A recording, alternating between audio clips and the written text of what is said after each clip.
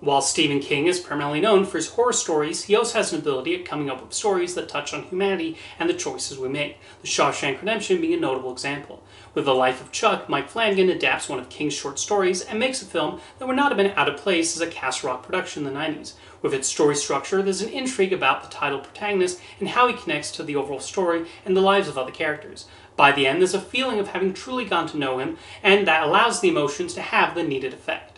Even before we meet Chuck, Flanagan makes one invest in the troubles faced by a teacher as the world seems to collapse. The notion of dealing with a world suddenly without internet is well explored in the first act, with it being played for both comedic and dramatic effect. The film touches on our reliance on it, and whether we can ever go back to being without such technology. Chiroza Ejiofor delivers a strong performance, tapping into Marty's uncertainty about the future of the world, and creating the required sympathy as he watches everyone fall into a rut. He has particularly good scenes with Matthew Lillard as his neighbor, and Karen Gillan as his ex-wife. The first act also serves as a mystery about who exactly Chuck is. There's the same curiosity about the significance of these constant advertisements and when all will be revealed, although still not taking away from the characters we're following in that moment.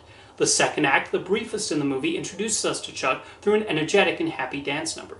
Tom Hiddleston provides a lot of charm in those sequences, and even though we're still not told a whole lot about Chuck, his genuine likability instantly creates a fascination about his apparent importance in the world. The third act, which flashes back to him at various stages in his youth, is when it all comes together. The script presents his life story with a proper amount of character development and understanding of what he's going through. There's particular emphasis in his relationship with other characters, particularly his bond with his grandparents, nicely played by Mia Sara and Mark Hamill.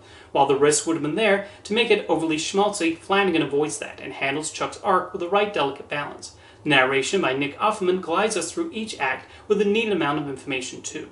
At its core, The Life of Chuck is a character study about its lead protagonist and peeling back the layers about who he is. He remains an interesting person through various ages, and Mike Flanagan provides the needed build-up as we go backwards and forwards in time and put the necessary pieces together. Although curiously, the first act, which Chuck is barely in, is the strongest as it highlights our current dependence on technology. However, the rest of the film also works beautifully, with Flanagan putting together several scenes with the right amount of charm and magic as well as sadness. It's a fascinating exploration of this person's life and how he grows and learns through hardships and successes.